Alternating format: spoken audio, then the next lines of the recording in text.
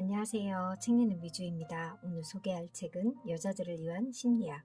자꾸만 나를 잃어가는 것처럼 느껴질 때 반유와 지음 정신건강의학과 전문의 출판사는 다산초당.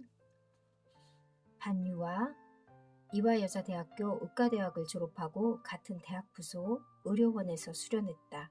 12년간 1천여 명의 넘는 내담자를 만났고 여성들이 지닌 다양한 상처에 사회 환경 및 젠더 이슈가 많은 영향을 미친다는 걸 깨달았다. 이 문제를 더 깊게 이해하기 위해 여성학을 공부했고 서울대학교 사회과학대학 여성학 협동과 과정에 석사를 수료했다. 현재 광화문에 있는 병원에서 정신분석적 정신치료 위주로 진료하면서 내담자들이 자기 자신을 더 잘 이해하고 자신과 친해질 수 있도록 돕는 다양한 작업을 하고 있다.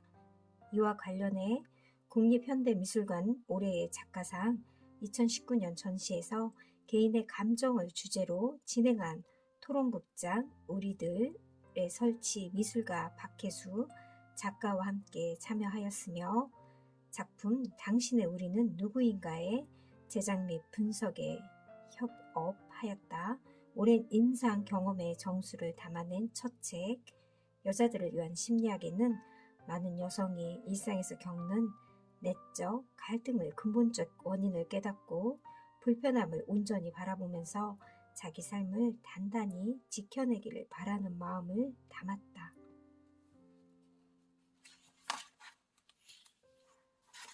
들어가는 말, 여자라서 겪어야 하는 일들에 마음이 자주 지치는 당신에게 자신의 말과 행동을 곱씹으며 내가 뭐라고 그 자리에서 앞뒤 안 가리고 웃겠지 또는 그 상황에서 왜 바보처럼 아무 말도 못했지라며 자신을 몰아붙일 때가 있습니다. 이는 아이에게 어떤 속상한 사정이 있었는지는 살피지 않은 채 그런다고 친구를 때리면 쓰니 왜 너는 바보같이 맞고만 있었어 하고 야단치는 어른을 떠올리게 합니다. 그 어른이 아이를 대하는 것처럼 우리는 우리 자신을 쉽게 비난하고 의심합니다.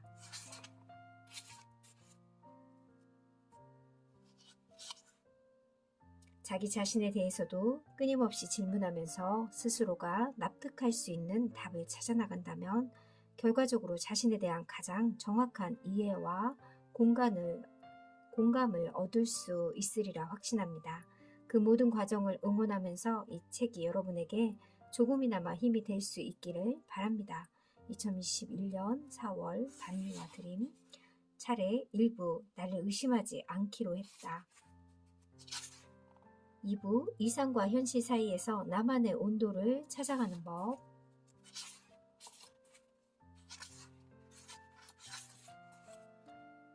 인생은 패키지가 아니다. 삶을 기획할 때 가장 먼저 내가 원하는 게 무엇인지를 파악해야 합니다. 무언가를 원하지만 장벽이 있어 체념하는 것인지 아니면 그 일이 하기 싫은 것인지를 구별하는 일은 쉽지 않아요. 하지만 현재보다 더 나은 삶을 살려면 이 두 가지를 구별하기 위해 지속적으로 노력해야 합니다.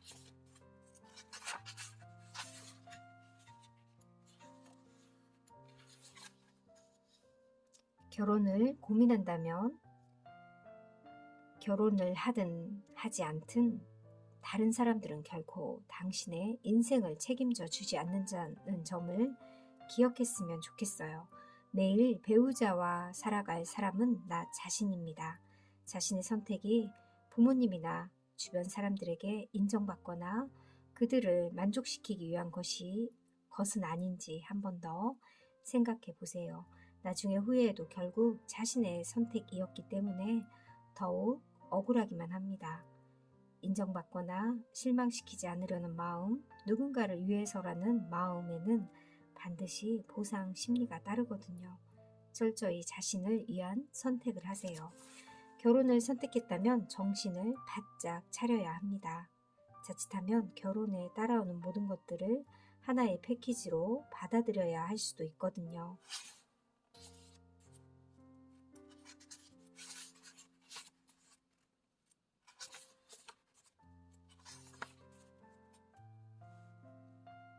운전할 때를 떠올려 보겠습니다. 우리는 교통법규를 위반하거나 운전을 못하는 차들 외에도 도무지 이해할 수 없는 방식으로 운전하는 차들을 마주칩니다.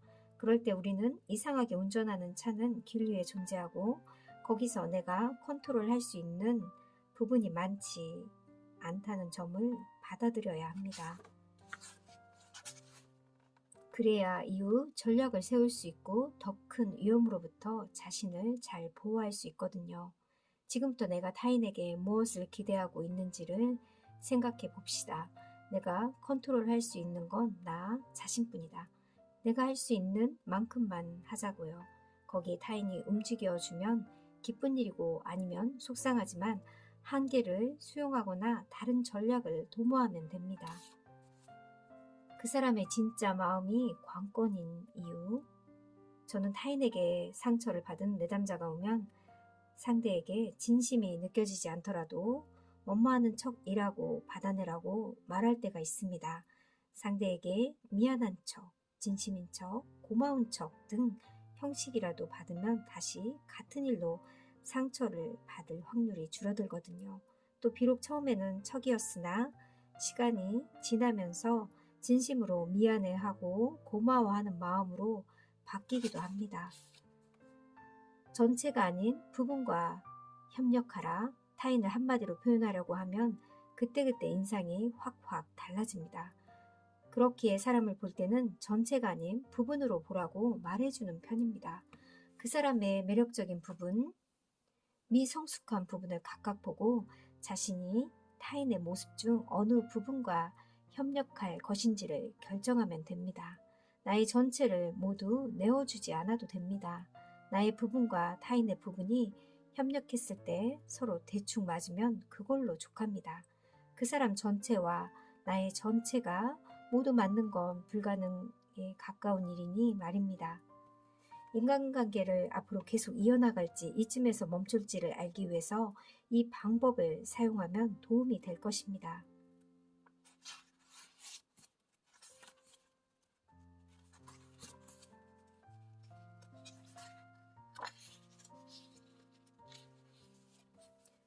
우리가 누군가와 관계를 맺기 시작하면 아래와 같은 생각들을 떠올릴 수 있는데 이 중 어떤 생각을 주로 떠올리는지는 저마다 다릅니다. 나와 잘 맞는 사람일까? 혹시 이상한 사람은 아닐까? 나를 좋아해 줄까? 나를 이상하다고 생각하진 않을까? 내게 어떤 이득을 가져다 줄 수 있을까? 내게 손해를 끼칠 수도 있지 않을까? 타인이란 언제든 자신을 평가하고 상처 줄 수 있는 존재인 것 같아요. 그러니 상처받지 않기 위해 늘 애써야 한다고 생각합니다. 자신이 애쓰고 있기 때문에 관계가 무사히 유지되는 것이고 그렇게 하지 않으면 그 관계가 깨질 것이라는 두려움이 있는 거죠. 여기에는 타인을 언짢게 하면 미움을 받을 것이고 그러면 나는 비참하고 안전하지 못할 것이라는 강력한 전제가 깔려 있습니다.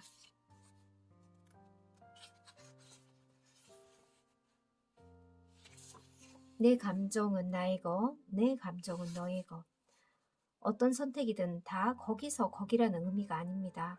어떤 선택을 하더라도 삶은 계속될 것이고 내 앞에는 또 다른 새로운 기회들이 주어질 것이라는 뜻입니다.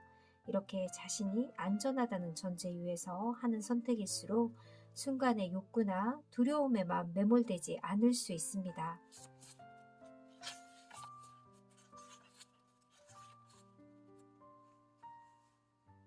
가족이 상처를 준다면 우리는 가족의 반응을 통해 아주 어릴 때부터 세상이 어떤 곳인지 그리고 나 자신은 어떤 사람인지 상상합니다. 세상은 당신에게 편안한 곳이면서 기쁨과 슬픔이 많은 곳일 수 있고 언제 어디서 나를 위협할지 모르는 곳일 수도 믿을수록 손해보는 곳일 수도 있습니다. 나라는 사람은 타인에게 기쁨과 슬픔을 줄 수 있는 사람일 수도 있고 아무런 영향을 주지 못하는 무력한 사람일 수도 타인을 불행하고 화나게 하는 사람일 수도 있지요.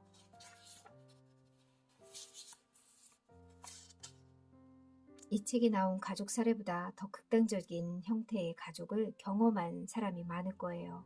사연 없는 집이 어디 있어요? 다들 조금씩은 어릴 때 상처가 있잖아요. 라고 말하는 사람도 있겠죠. 그러나 다들 그런 상처를 받았다고 해서, 그리고 나보다 더 심각한 상처를 받은 사람이 있다고 해서 내 상처가 사라지는 것은 아니거든요. 그러니 책에서 다루는 사례와 저희 심리적 대안을 잘 소화시켜 본인의 상처를 보듬어 주는 계기를 마련하면 좋겠습니다.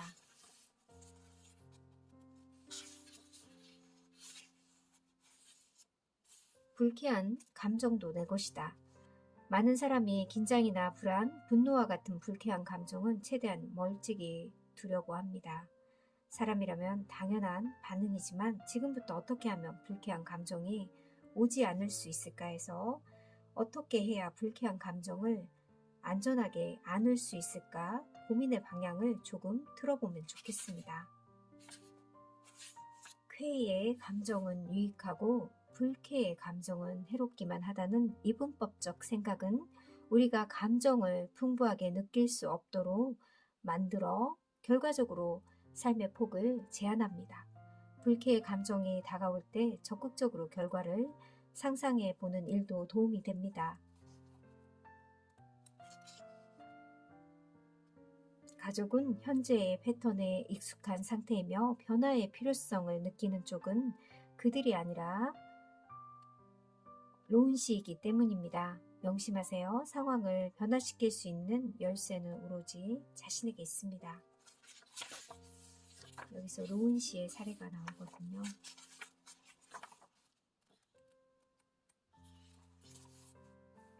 분노, 무력감, 자기 비난의 순환, 고리. 분노와 무력감을 지나면 마지막으로 자기 비난이라는 종착지에 도착합니다. 내가 너무 예민한가? 나는 왜 그렇게 그냥 받아들이지 못하고 사사건건 화를 내는 걸까? 내게 누군가를 지적할 자격이 있기는 한 걸까? 이렇게 자신을 추궁하고 질책하기 시작합니다. 자신을 돌아보는 행위는 인간에게 꼭 필요한 것이 아니냐고 물을 수도 있겠지요. 하지만 자기 성찰과 자기 비난은 전혀 다릅니다. 자기 성찰은 있는 그대로의 자신을 돌아보는 작업이지 스스로를 야단치는 작업이 아닙니다. 그런데도 우리는 성찰 또는 반성이라는 이름 아래 자신을 자주 비난합니다. 게다가 자기를 가혹하게 바라볼수록 자신의 실체에 더 가깝다고 믿습니다. 그래야 스스로에게 부족한 부분을 놓치지 않을 수 있을 것 같거든요. 이렇게 분노, 무력감, 자기 비난의 순환고리는 지속되고 결국 지쳐버리고 맙니다. 꾸밈 노동과 이중 구속. 인터넷상에서 꾸밈 노동이라는 단어에 대한 비판도 많습니다. 자기가 좋아서 하는 일이고 누가 강제로 시킨 것도 아닌데 노동이라고 할 수 없다는 거죠. 더 안타까운 건 이런 말을 자기 자신에게 하는 경우입니다. 화장하기 싫으면 안 해도 되는 건데 나는 용기가 없어 꾸미면서 불평을 하는 건가? 어떤 이는 경쾌하고 자발적이며 즐기는 행위처럼 느껴지는 꾸밈이라는 단어를 의무를 암시하면서 다소 무거운 느낌을 지닌 노동이라는 단어와는 어울리지 않는 것처럼 생각합니다. 그러나 무언가가 의무가 되지 않으려면 그 행위를 하지 않아도 되는 권리가 주어져야 합니다. 꾸밈에 대해 이 정도는 예의지, 이 정도는 기본이지 라는 식의 압력이 있다는 사실을 부정하기 어렵습니다. 예뻐야 하지만 그것이 인위적이고 절박한 결과물이면 안 됩니다. 꾸밈에는 쿨한 태도를 가져야 합니다. 그래서 성형은 부끄러운 일이 되고 사람들은 마른 몸매의 여자 아이돌이 체중에 신경 쓰지 않는다는 듯이 복스럽게 먹는 모습을 흐뭇하게 지켜봅니다. 그 모습 뒤의 과정은 부인하지요. 예뻐지는 것에 집착하는 모습을 보이지 않으면서 자연스럽게 예쁨을 달성해야 합니다. 먹어도 살이 안 찌는 체질이거나 건강한 운동으로만 체중을 유지해야 합니다.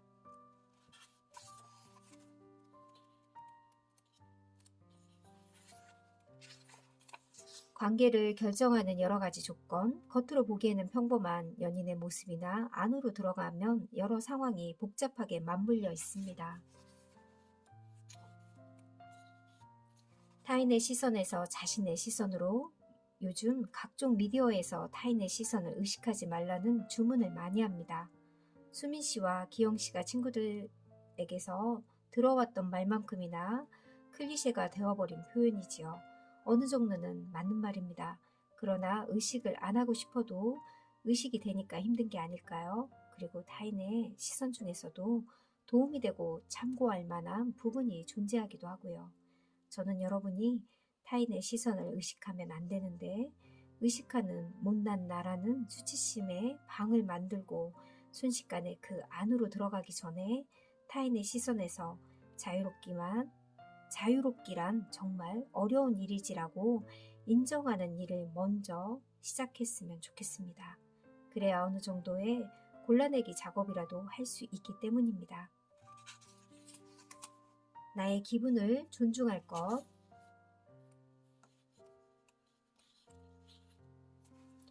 나를 조종하는 죄책감. 누군가가 베푼 친절이 고맙다고 해서 우리가 꼭 그 사람이 원하는 방식으로 보답할 의무는 없습니다. 우리는 태어나면서 오랫동안 양육자의 영향을 받습니다. 양육자에게도 실망스러운 면이 있다는 걸 인정하는 일은 아이에게 정말 어려운 일입니다. 양육자에게 안전하게 보호받지 못한다는 느낌을 견디기 힘들기 때문입니다. 겉으로는 부모님이 잘못됐고 싫고 너무한다고 말해도 마음속 깊은 곳에서는 자신이 나쁜 아이일지 모른다는 무의식적 느낌이 들 수 있습니다. 가혹한 가족 안에서 살아가기. 가혹함의 정도를 단순 비교할 수 없는 일이지만 너무 끔찍해서 책에 실기 어려울 만큼 억압적이고 폭력적인 가정 환경에 놓인 사람도 많습니다. 그들에게 자신에 대해 너무 애써서 해명하려고 하지 마세요. 다른 사람이 나를 오해하고 이기적이라고 생각하고 평가절하하는 일은 물론 익숙해지기 어렵습니다. 그러나 나를 이해할 준비가 되어 있지 않는 사람에게 오해 없이 받아들여지려는 노력을 내려놓을수록 자신은 더 자유로워질 수 있을 것입니다. 나의 고민에서 우리의 고민으로 우리는 주변 사람의 영향을 많이 받습니다. 자신의 마음속 깊은 곳에서 희미하게 뭔가 좀 이상한데 라는 마음이 피어오를 때 가까운 사람 또는 미디어 속 인물에게서 결정적인 영감을 얻어 움직이기도 합니다. 그리고 다른 누군가도 여러분에게 영향을 받을 수 있습니다. 그러니 자신의 고민과 생각과 감정과 삶을 어떤 방식으로 확장시키고 공유해 나가면 좋겠습니다. 나의 작은 고민들이 하나둘 모여 우리의 고민이 되고 사회의 고민이 될 때 비로소 세상은 변화할 것이기 때문입니다. 왜 그렇게 눈치 보며 살았을까요? 내 마음이 부서지는 줄도 모르고 2030 여성이라면 누구나 겪는 12가지 문제에 대한 가장 현실적인 조언들이 이 책이 담겨 있고요. 마음을 다루는 심리학 책입니다. 2030 여러분들이 읽으면 좋을 것 같습니다. 감사합니다.